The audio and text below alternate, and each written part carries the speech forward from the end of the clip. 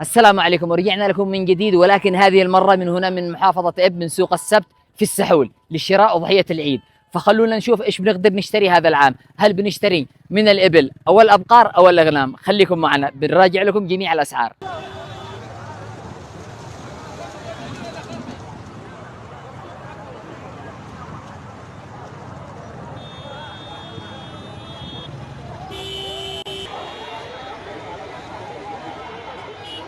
وقبل لا نبدأ خلونا نتعرف إيش هي شروط شراء أضحية العيد. عندنا ثلاثة أشياء: الإبل والأبقار والأغنام. طيب الأعمار كم؟ نبدأ بالإبل، لازم يكون موفي 5 سنوات، يعني بداية ال6 سنوات. أيضا الأبقار اللي هو احنا نسميها الثور، لازم يكون موفي السنتين، داخل بالسنة الثالثة. والثالث اللي هو الأغنام، الخروف والماعز، لازم يكون موفي سنة كامل، يعني داخل بالسنة الثانية. ويلا خلونا نبدأ.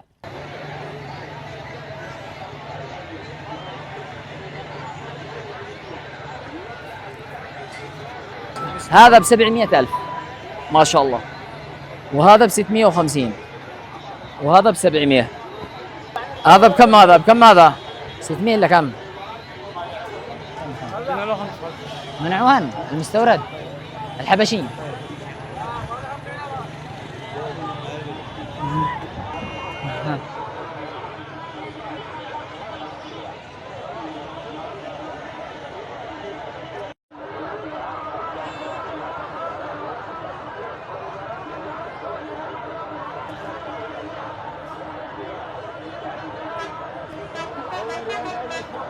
طبعا سوق السبت هذا كان واحد من أشهر الأسواق داخل الجمهورية اليمنية، وكانوا يبيعوا في هذا السوق من الخيط إلى الإبرة إلى أكبر الأشياء، وأيضا البهارات والزبيب واللوز والحبوب والحيوانات والدواجن، كانوا يبيعوا في هذا السوق كل شيء.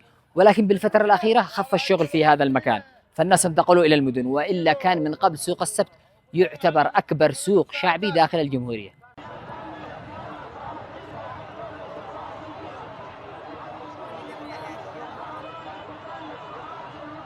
من حق وين هذا؟ من أي بلاد؟ من حق المال، من حق بني الشيش. ما شاء الله. خلي الشيب شباب يذكر على جزبنا. ما شاء الله. الشعب من ثماري. من كم الكيلو؟ الكيلو ب3000 تخفيضه. يوه والله انه رخيص. الكيلو ب3000.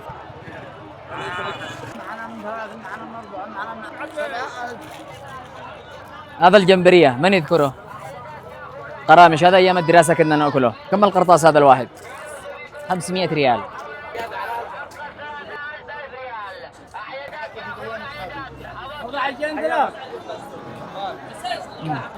حق مش غدا غدا عند السعود.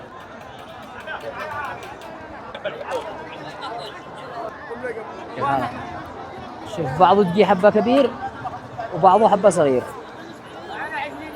على حسب الأرض. الأسعار هنا في سوق السبت رخيصة جدا، وخاصة الحبوب والبهارات. أقول لك هذا من كم هذا؟ الحبة ب35,000 يا أسامة.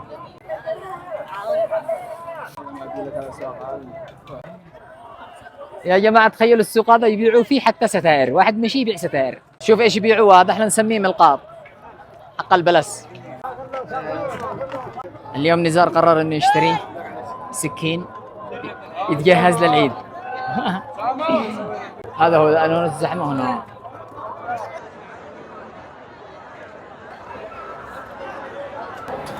طبعا نبكر من الصباح نصطبح بطاط على الريق.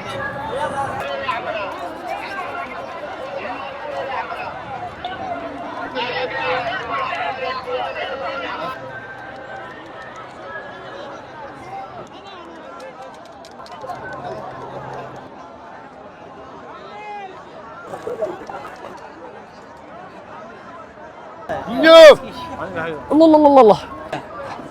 هوب والله اني قفزت فارس. هات يا عم. ما شاء الله.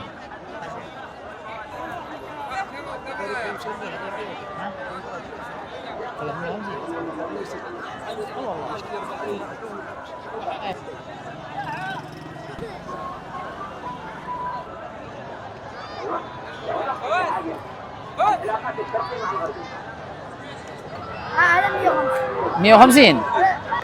كم هو؟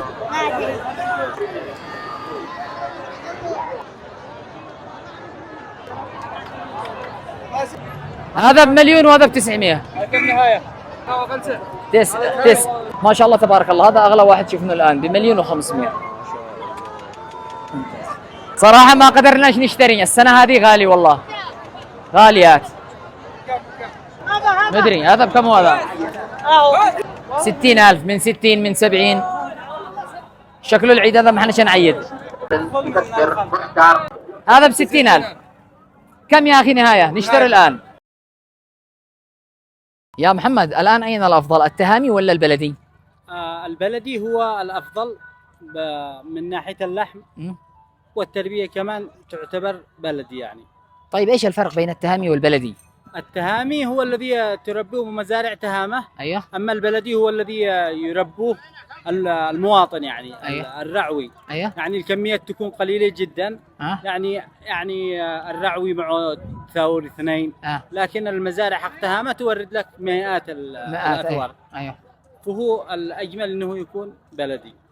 ايضا حتى طريقه الرعي حق البلدي تختلف عن التهامي. التهامي يطرحون بمزارع من دون حركه. نعم، البلدي هو الذي يرتعي يعني على الطبيعه. ايوه. لكن التهامي هو الذي يدوا له الاكل والشرب لا عنده له وسط مزارع. ايوه نعم. زي ما قلت ما بش حركه يعني. طيب السنه هذه ليش ما شفناش الخارجي الحبشي؟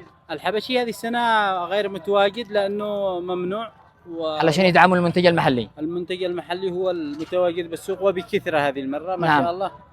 الأسعار تتفاوت وقد شفت يعني السوق نعم. مليان ومزدحم. نعم. بالأثوار. نعم طبعا السنة هذه ما فيش خارجي، الحبشي مش موجود سواء بالأثوار أو بالأغنام، كله بلدي وكله تهامي.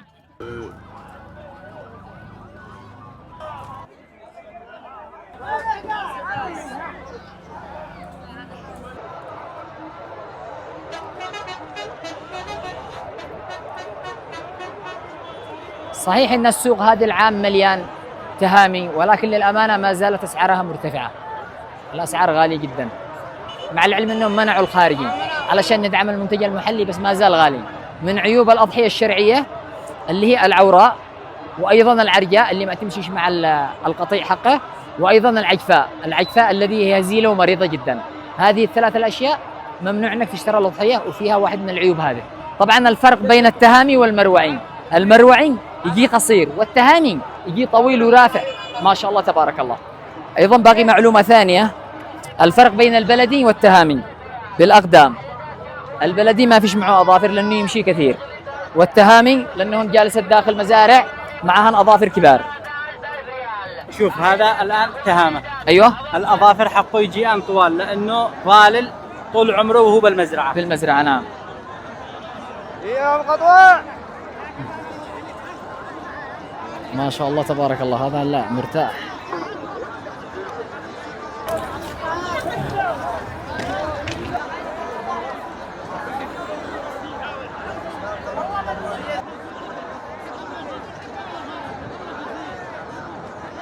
ما شاء الله ما شاء الله. هذا سوق اليوم الساعة 7 صباحا. إلى هنا وصلنا إلى نهاية حلقة اليوم وتغطيتنا لسوق السبت هنا في محافظة إب، وشفنا مع بعض أسعار الأضاحي. والآن قولوا لي أنتم إيش بتضحوا؟ هل بالأبقار أم بالأغنام؟ ولا بنرجع لنا إلى الدجاج؟ وعيد مبارك وكل عام وأنتم بخير.